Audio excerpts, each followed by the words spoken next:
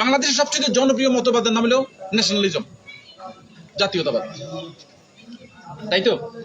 আপনারা আমার সাথে কথা বলবেন, আমি কথা বললে বুঝবো যে আমার সাথে আপনাদের সাথে ইন্টারেক্ট হচ্ছে, আপনারা বুঝলেন। যদি কথা না বলেন তাহলে তো বুঝবো না। বাংলাদেশের সবচেয়ে জনপ্রিয় মতবাদের নাম কি? জাতীয়তাবাদ। আমরা প্রথমে দেখবো ইসলামটা সাপোর্ট করে কিনা।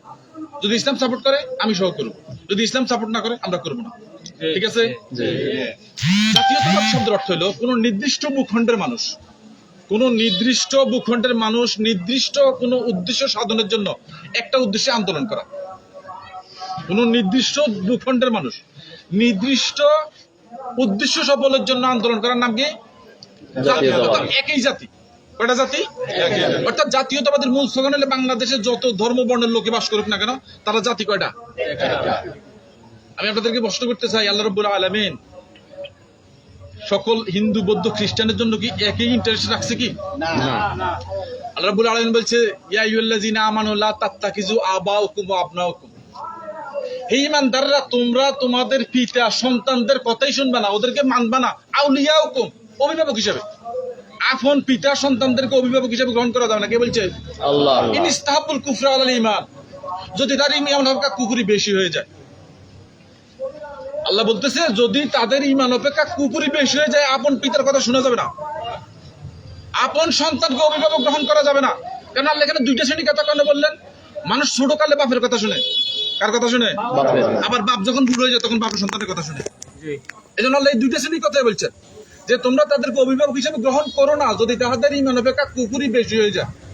তো সেখানে আপনি কি করে একটা নির্দিষ্ট জায়গার কমন ইন্টারেস্টের জন্য হিন্দু বৌদ্ধ খ্রিস্টান একত্রে আন্দোলন করবেন? জায়েজ কি? জায়েজ নয়। কারণ আল্লাহ রাব্বুল আলামিন এই পৃথিবীতে মুসলমানদের সকল মুসলমানদের একটা জাতির কথা বলছে। কয়টা জাতি? একটা। আল্লাহ রাব্বুল আলামিন বলছে ইন্নাল কুওয়াতা লিল্লাহি জামিয়া, সকল ক্ষমতার মালিক আমি আল্লাহ। সকল ক্ষমতার মালিক কে? আল্লাহ। অথচ জাতীয়তাবাদের স্লোগান হলো সকল ক্ষমতার উৎস জনগণ। সকল ক্ষমতার উৎস জনগণ। আল্লাহ বলতেছে সকল ক্ষমতার উৎস আমি আল্লাহ, আপনি বলতেছেন সকল ক্ষমতার উৎস জনগণ। কার সাথে শরীক করছেন? আল্লাহর সাথে।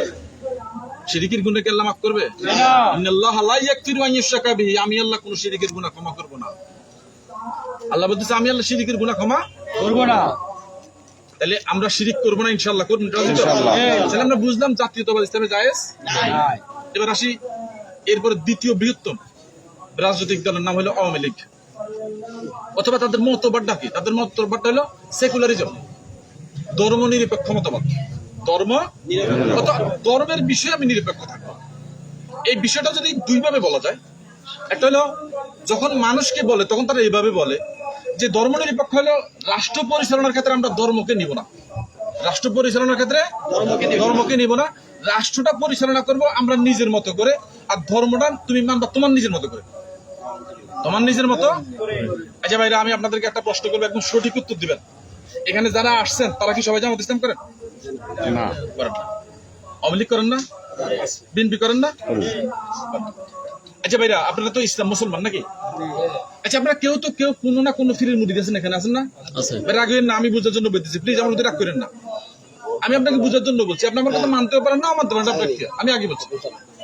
এখানে কেউ না কেউ তো কোনো পিসাবের মুড়ি আছেন, তাহলে ধর্মের বিষয়ে উনি ওই পিসাবের মুড়ি, মানে ধর্মের বিষয় না তা অমুক পিসাব, কারণ ওনার ধর্মের বিষয় না তা শশিনা হুজুর মনে করেছে ফর এক্সাম্পল। তাহলে ধর্মটা মানতেছেন আপনি শশিনা হুজুরের, আবার যখন রাজনৈতিক মঞ্চে আসছেন তখন আপনি রাজনীতিটা মানতেছেন শেখ হাসিনার, আছে না এরকম?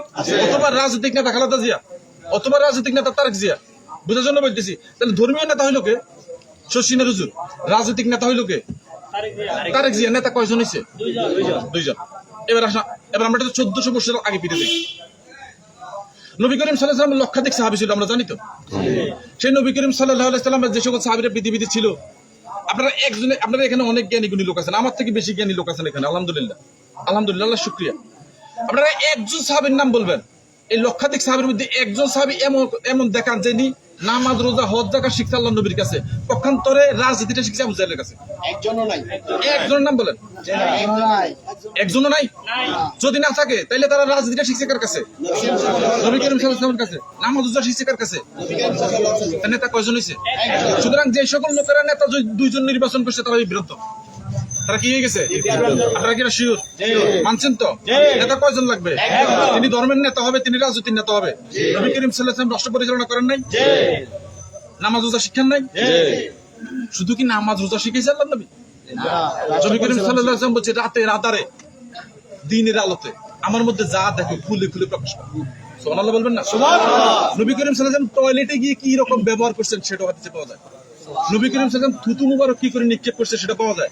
নবী করিম সাল্লাল্লাহু আলাইহি ওয়াসাল্লাম স্ত্রী সহবাসের পরে কি করে ফরজ গোসল করছে সেটা হাদিসে পাওয়া যায়। আল্লাহ নবীর ইন এন্ড আউট সবকিছু ক্লিয়ার। সুতরাং কেউ যদি বলে নবী করিম সাল্লাল্লাহু আলাইহি ওয়াসাল্লামের এটা মারেফত, এটা গোপন বিষয়, তারা আপনাদেরকে বিভ্রান্ত করার চেষ্টা করছে। আল্লাহ নবীর কোনো কিছুই গোপন নাই।